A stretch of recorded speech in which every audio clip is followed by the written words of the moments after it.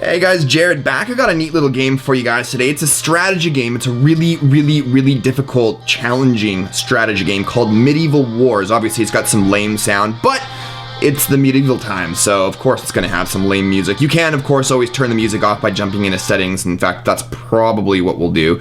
So we'll go ahead out of there. You got a bunch of different options, which we'll get into in just a moment, but let's go ahead and show you guys the gameplay first and foremost. Now, a word of caution, I should say. This game is really challenging. For me, I'm not very good with strategy games, never have been. I've always been more of a first-person shooter type of guy myself. That way I don't have to use my brain. I can just point and shoot.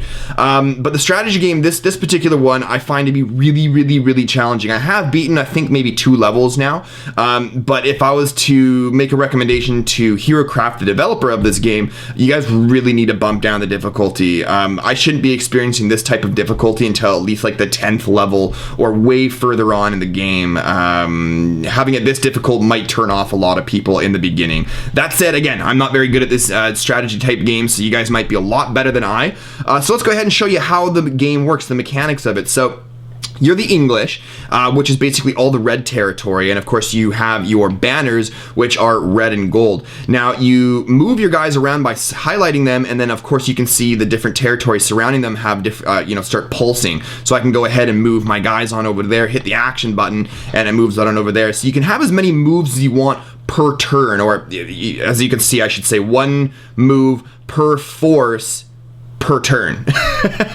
So as you can see, now those guys have a little red X next to them, which means I can't move those guys anymore, so I have to continue moving all my other guys. So I'll go ahead and select these guys over here, and I can go ahead and take over some of the enemy territory, which is the blue there. Go ahead and click yes. We'll go and move in. It attacks them. It now changes into red, which is now my territory, and that's pretty much the gist of the game. The more of those territories you conquer, the higher, more coins you start building. And if I zoom in here, actually, you'll notice we've got these little icons on each of these territories. Every single territory will have a little coin icon with a 10 value, which is basically every single time you conquer one of those, you start gaining more money. When you have enough money, you can go into here and you can start purchasing more forces to add to the board and add to the war. Now, if we move a little bit over, things like, let's say, for instance, this is a perfect example here.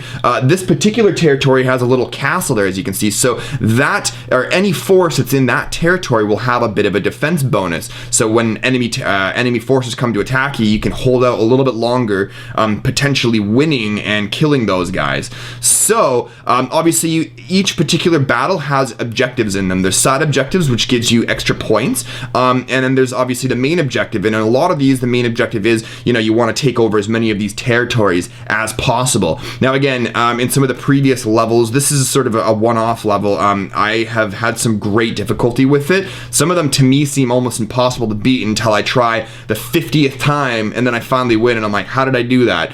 So again, really difficult, but for those of you guys out there that really like your strategy games, you like using your mind, which is a great idea because this is a great way to exercise your mind, or your brain, your little noggin, this game might be right up your alley.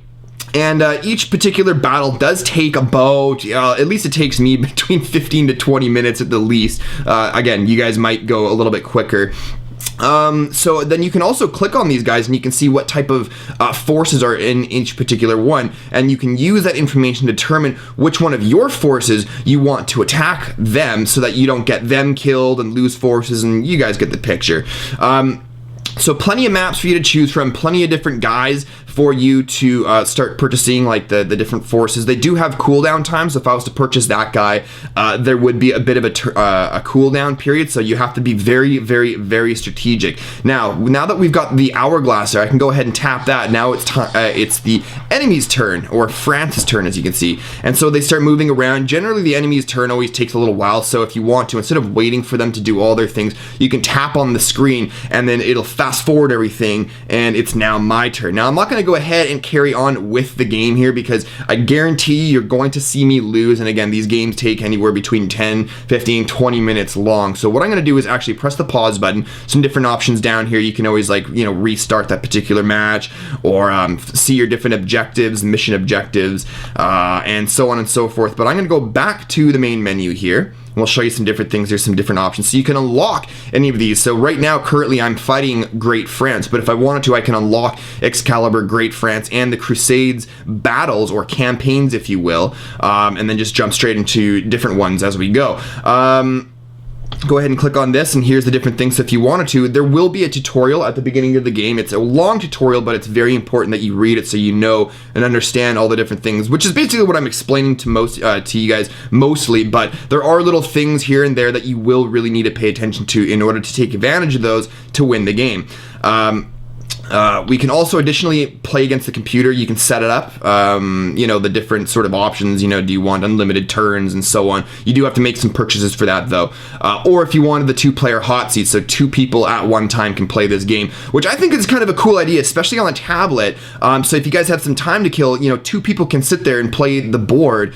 I think that's a great idea, personally. I think that would be a lot of fun to play with one of my friends or my wife. I haven't had a chance to do so yet, but I know that would be fun.